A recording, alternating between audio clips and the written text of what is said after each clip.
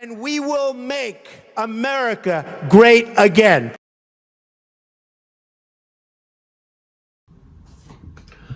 Alrighty, so first and foremost, I'm going to change up the format a little bit. I'm trying to limit myself to 2 or 3 topics of video.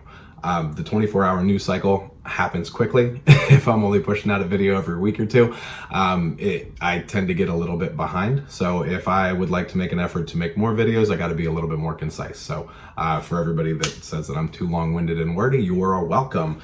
And I'm at least going to be following this format for this video, so don't get too attached. But I want to start out with, and it's the ironic/unironic reason that I'm wearing this year's shirt. We kicked off NFL week 1 this week. Were you excited? I know I wasn't. I didn't tune in. I made that promise to myself a number of months ago. Roger Goodell came out and promised that he was going to be extra social justice warrior-y this season. I think he apologized to Colin Kaepernick, that whole thing. And it was at that point in time that I decided I was going to bow out. I don't need to be preached to on a Thursday, Sunday, Monday night basis. And this is coming from somebody who NFL Sunday Ticket, watched every single game every single week, was in 2 to 3 fantasy leagues every week. I very much enjoy football season, or very much enjoyed football season, but yeah, I'm not going to be party to this. I know it, as conservatives and as Republicans, there's a lot of people that are very hesitant to quote unquote boycott. I see it as voting with my wallet. And at the end of the day, if I'm going to watch something and become enraged and be pissed the whole time and just feel like I'm getting a social justice BLM message crammed down my throat for the entirety of the broadcast, I'm not going to do it.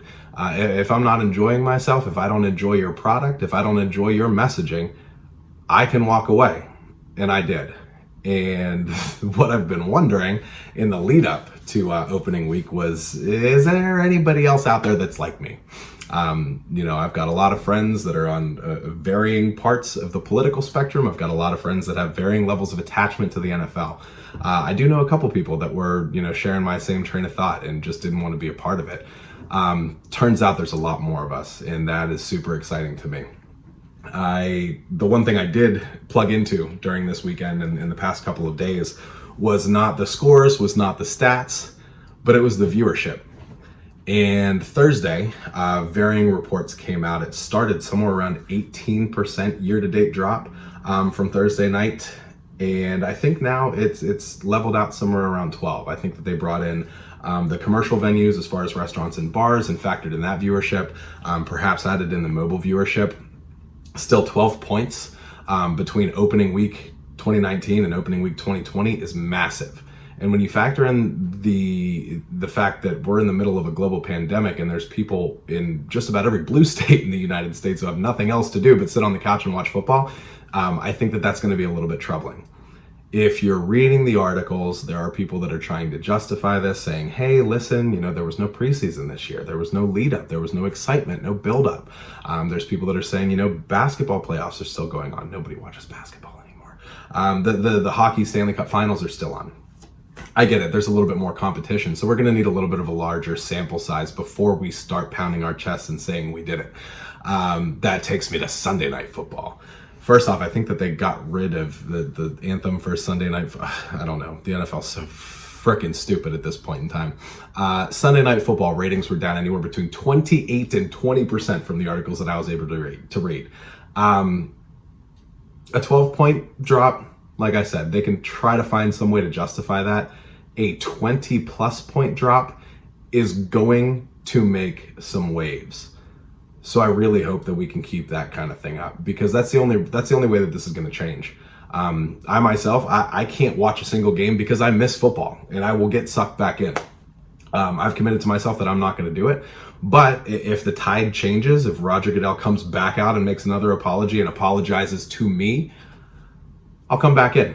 But Monday Night Football, jury's still out. Can't find any data on that yet, but I will be paying attention because I'm hoping it is a similar deal to Sunday.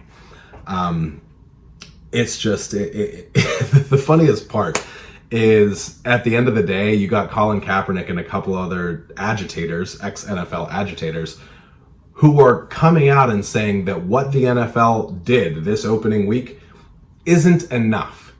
And that's the point. Whenever you bow to these people, these leftists, these Marxists, these socialists, these communists, when you bow down to these people, it is never going to be enough. All you are telling them is that, okay, all we had to do was apply X amount of pressure and we got Y result. Let's apply more pressure. Let's see what else we can get them to do. And that will always be the case. So if you ever get caught in a position where you feel like you're being forced to apologize, just don't. Stand on your principles. The NFL didn't do it. The NFL's a corporation. I understand they got to make money. And I think that if we're showing them that they've picked the wrong avenue to make money in, eventually we'll get some change. Eventually we'll all be able to watch football again and kind of forget about politics for a few hours a week. But yeah, so from where I'm sitting, that's all good news. I'd like it if that kind of pace kept up. I'm also trying to find more information on that too. So if you're somebody like myself who, saw the news prior to the season starting and decided to remove yourself from the picture, I'd love to hear about that.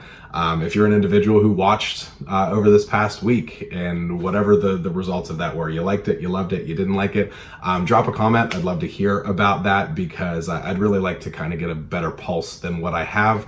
I'm not on Facebook, I'm not on Twitter, I'm not on Instagram. I can't really keep as up to date with this stuff as I'd like. So drop a comment, let me know where you sit on the NFL deal. The second and final thing that I'd like to discuss today is something that I've been having a lot of problems with. It's something that has made me viscerally angry, and I might even have a little bit of trouble keeping my composure as I discuss it, so I'm going to apologize in the beginning.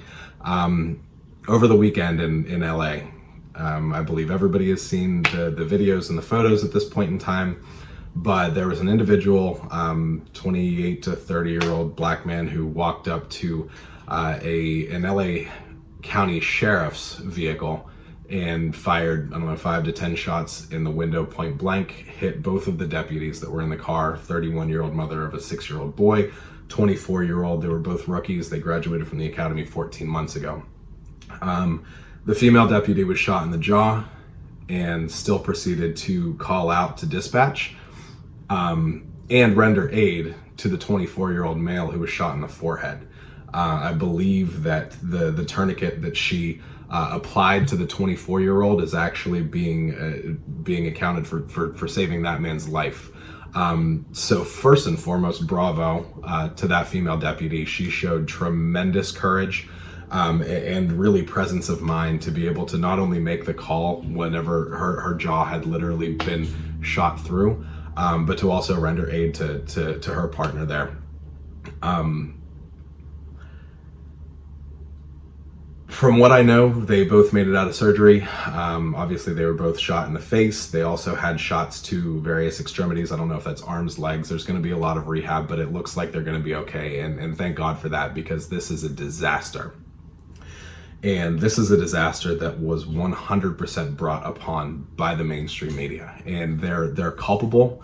And I think that we need to hold them to account for this as well, because their elevation of the BLM movement, of the anti-police movement, is what led directly to this happening.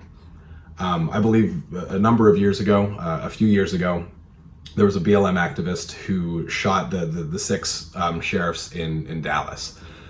At that point in time, it was pretty easy to brush that individual and that movement off because it hadn't garnered so much national attention. But now, your favorite corporation is, going all Black Lives Matter. The national media has put them on such a pedestal. And then we have an action like this. And you've got some fringe characters who are involved in government and politics, who are also associated with the Black Lives Matter movement, who have outright came out to applaud this act. And that is disgusting and reprehensible. And I personally hope that any of those individuals are put in a circumstance where they need an officer to come to their aid and that officer does not show up. Seems harsh. That's how I feel. I truly hope that they are put in a life and death situation where they need an officer to come to their rescue and that officer is unavailable, because that is absolutely reprehensible and unforgivable. Now, the more tacit excuses being made for this act by some members of the mainstream media is just as disgusting to me. There are people that are saying, well, perhaps this is some sort of an eye for an eye. No. There's no way that you can equate the 10 unarmed black men that were killed at the hands of police last year. Again, does not mean 10 bad shoots. They could have been attacking the cops. Just because they were unarmed does not mean they did not pose a dire threat to that officer. Okay, so on one hand, you've got 10 black males that were killed by cops last year. There's a cop killed about every single week. And the layer on top of this that I think is just going to set off the worst chain reaction. For every action, there's an equal and opposite reaction, correct? We all know this, that was Newton. We learned that in school. What do you think it does to your messaging when you're a Black Lives Matter activist talking about how poorly the cops treat black men, and you have a black man walk up and ambush 2 deputies and try to kill them? The equal and opposite reaction is something that is not good for anybody, but it is something that is going to naturally occur. You are going to have cops begin to protect themselves and protect their own. The reason that black men are profiled the way that they are is because of the level of crime in the black male population. And so now you're going to have people running around and just shooting cops willy-nilly and think that that is going to advance your agenda. The level of calculus that was not done in this circumstance is mind-blowing to me. And then you have members of the media that are going to explain that, this is just, it's just a matter of time. That the cops are just so violent and so racist and so evil that eventually somebody just had to walk up and do something about it. This is on you. Every member of the mainstream media that has not come out and implicitly denounced this act, and the associated organization, because if you don't think that this had something to do with the Black Lives Matter movement, you are out of your gourd. This is an organization that wants to defund and dismantle the police. If they're not getting that action politically, do you not think that some of the more crazed members of that organization are going to try to take things into their own hands? Of course they are. And so if there is not an outright denunciation of the movement itself, as well as this active participant, bad things are going to happen. And so I think you may have seen the clip now of Don Lemon. He came out and gave a pretty, outright, he came out and said that this was a bad thing. He came out and said, I'm praying for the cops. I'm praying for that department. He said all of the right things until he decided to back up off the Black Lives Matter movement. He said, we don't have any way of knowing, and that, they're still looking for him. They haven't released the name. We don't have any way of knowing what his affiliations are. I think that you and I both know enough to know that he's voting for Joe Biden. But what are we even going to find out if this person was associated with the Black Lives Matter movement? Not if you watch CNN, MSNBC, NBC, ABC. Fox might cover it. But I wholeheartedly believe that we're not going to find out it was a Trump supporter. And so the media needs to start being very, very careful about how they're framing these things, because it can get out of hand. And when it gets out of hand, it gets out of hand for everybody. Okay? We're seeing the devolution of the United States happen in real time. And I am very hopeful that all of this is leading back to an actual call for law and order and to a landslide victory for Donald Trump.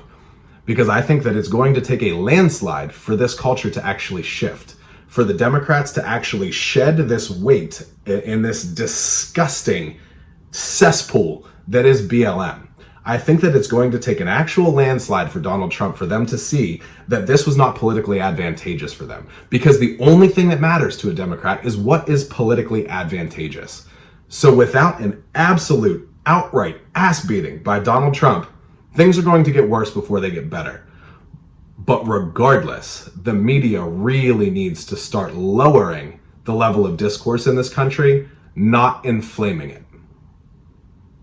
Because more cops are going to die, and more people are going to die, and eventually this ball is going to start rolling so fast that not a single person can stop it.